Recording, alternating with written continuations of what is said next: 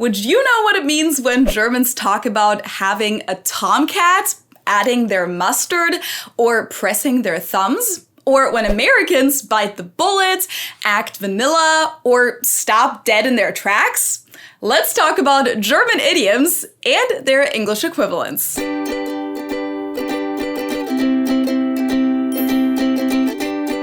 Hallo, servus, and welcome back to my YouTube channel. My name is Feli. I'm originally from Munich, Germany, but I've been living here in Cincinnati, Ohio, on and off since 2016. And one of the trickiest parts about living abroad and getting by in your second language are, without a doubt, idioms. You know, sayings that you didn't necessarily learn in the classroom and that aren't always very intuitive in their meaning. And as I learned more and more idioms that people use here in the US, I thought it was interesting how a lot of them actually have an equivalent in German too, but for some reason it's slightly different. So while in English, facial hair like this, you know, stubble, is usually referred to as a 5 o'clock shadow, in German we call this a Drei-Tage-Bart, a 3-day beard. Now, does this mean that German men take longer to grow a beard?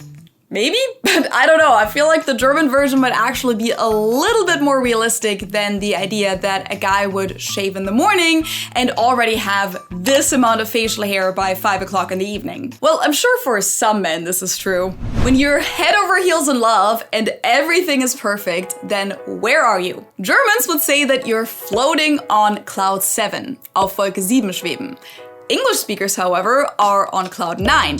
So almost the same, but not quite. So why does the idiom have different numbers in the two languages? Well, apparently it used to be cloud 7 in English too, and the saying to be in seventh heaven does actually still exist. That's the same as the German im siebten Himmel schweben. But throughout the 20th century, cloud 7 somehow became cloud 9. Some people say that this has to do with how the American Weather Bureau classified different types of clouds in the 1950s. And cumulonimbus clouds, which go very high and are considered rather pretty, were labeled as number 9. I don't even know if that's true though, because when I looked into it, I could only find a classification from 1 through 5. Others say that it goes back to Buddhism and the 9 stages that lead to enlightenment. And then there's the theory that the phrase was implemented by the American radio show Johnny Dollar, where one of the characters was frequently knocked unconscious and would be transported to a place that he referred to as Cloud 9. But no matter what the true origin really was, musical artists then established the term in pop culture once and for all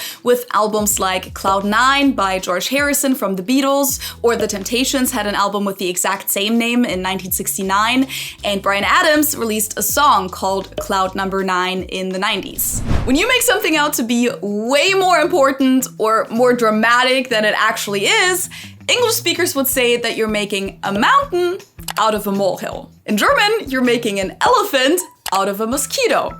Aus einer Mücke einen Elefanten machen. Same idea, different concepts. Okay, if you're eating right now, take a quick break because it's gonna get a little visual. In English, when a situation is about to get really, really bad, you can say that shit is about to hit the fan. Or if it already happened, shit hit the fan. So it got messy. In German, we would say, die Kacke ist am Dampfen, or jetzt ist die Kacke aber richtig am Dampfen. Shit is really steaming now. And I mean, who wouldn't want to learn a beautiful language like that, right? With LiveXP, professional language tutors are only one click away, and you can easily schedule a one-on-one online session that's customized towards your individual language level, interests, and questions. Even if those questions are about poop-related idioms. You can choose from over 2,000 different tutors and over 30 different languages, including German, of course, Spanish, English, French, Italian, Chinese, and many more. Ben has been taking a couple of lessons with his favorite tutor Ozzy recently because we're about to go to Germany for almost 4 whole weeks, so he just wanted a little refresher about some of the basics, like verb conjugation. Ilona schlaft, schläft. 6 Uhr schläft Ilona. Ben really enjoys these sessions because Ozzy is able to meet him at his pace and address his individual questions, which is super helpful for him. What's cool about LiveXP is that you can filter your tutors by interests so that you can practice your second language while talking about your favorite sport or favorite music artist or about history if that's what you're interested in. You simply pick your language, select your goals, and then you can also select if you want this person to be a native speaker in the language, if they should be in the same country as you, select your availability, and then you can check out all of the different introduction videos and schedule a 30-minute trial lesson. So it's really easy and super affordable because with my code Feli, you'll get your first trial lesson for only 99 cents, so for under $1, and you'll get a 30% discount for any classes after that with my code Feli30. So if you want to learn about even more beautiful German idioms about poop and other things, or French ones or Spanish ones, just scan this QR code or click on the link in the info box below. Staying on that same overall topic of things going wrong or getting worse, in English you'll hear people say that something is going downhill. Britney's career? I mean, it all went downhill after she shaved her head. Just an example, no Britney bashing please. In German, instead of things going down the hill, they go down the creek. Den Bach runtergehen. The German singer Alligator even used this idiom as part of a wordplay in his popular song Willst du, where he sings Komm, wir gehen zusammen den Bach runter, meaning, come on, let's walk down the creek together. But since gehen also means to go in German, this could also mean, come on, let's go down the creek together. Come on, let's go down the hill together. This is one of my absolute favorite German idioms because it's so prevalent in Germany, but I never even really thought about its original meaning until I moved to the US. When you've had too much to drink and then feel terrible the next day, we say that we have a Kater in German. We have a tomcat, a male cat. And the funny thing about this is that this is pretty much the only way to say this in German. There's no proper alternative, really. Now, etymologically, the origins of this phrase are most likely different than those of the Kater, that's a male cat, but in modern German, it's both spelled and pronounced the exact same. In English, of course, you'd say that you have a hangover, so the previous night is kind of hanging over you like a dark cloud, or you can also say that you are hungover. This next one has a really interesting background story that most Germans have never even thought about. When something is super normal, average, nothing new or special,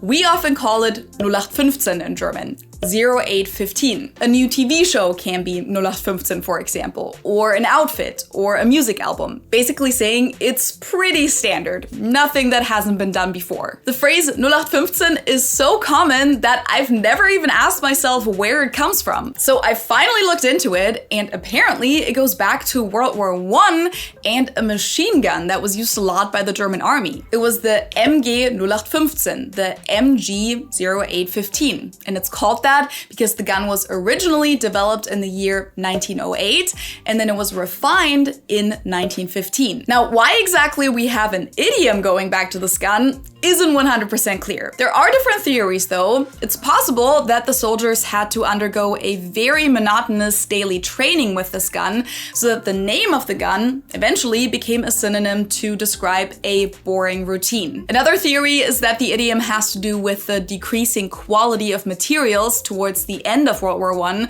so 0815 stood for low quality. Or the idiom might have to do with how products were continuously being standardized during that time. So it was actually possible to produce pieces for the gun at basic places like bicycle factories or typewriter factories, and it was compatible with ammunition from other guns as well. So 0815 could have simply stood for standardizing. In English, I think the closest equivalent to this is saying that something is vanilla. You know, just very basic. Or you could also say run of the mill or cookie cutter. That's actually one that Ben says a lot whenever he talks about houses in new subdivisions here in the US, that they're all cookie cutter houses out of a catalog. Let's pretend you're 12 years old, you're having an argument with a friend, and your sibling is around and, without being asked, shares their opinion about the situation. As a German, you'd probably say, musst du jetzt auch noch deinen Senf dazugeben? Do you have to add your mustard too? Or you can say something like, der muss echt immer seinen Senf dazugeben. He always has to add his mustard too. Sounds weird? weird? Well, it basically means that a person is sharing their opinion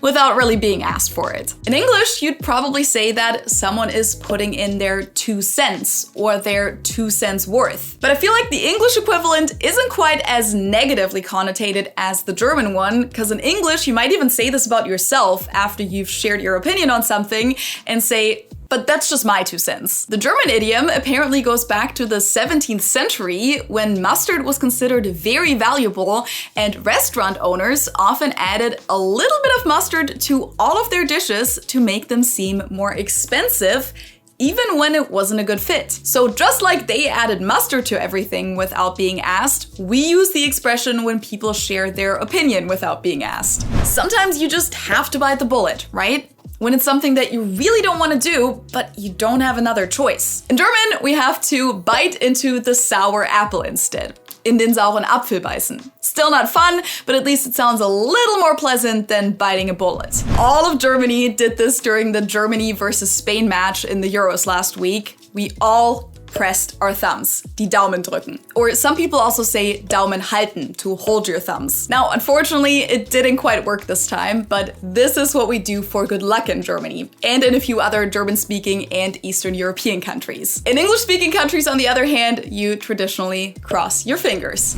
If you're in the middle of doing something and hear something really scary out of a sudden, you might stop dead in your tracks. You're so shocked that you stop moving. In German, we have an idiom for this exact scenario too, but we say, wie angewurzelt stehen bleiben. So we're stopping like being rooted? It's a little tricky to translate into English, but the idea is that you suddenly grow roots, like a plant, so you're staying in that exact spot right then and there. When something is super close to where you are, in English you might say that it's only a stone's throw away. Now, we do actually have the same idiom in German too, einen Steinwurf entfernt, but the more common one in my experience, and definitely the more fun one, is das ist nur ein Katzensprung. That's only a cat's jump. What other idioms can you think of that have an equivalent in German and in English or in another language? Let me know in the comments below. I do have a few more on my list as well, so if you want to see a part 2 of this video, make sure to hit that thumbs up button and leave a comment as well so I know that you like this topic. If you want to hear more about funny German idioms, definitely check out this video that I did a couple of years ago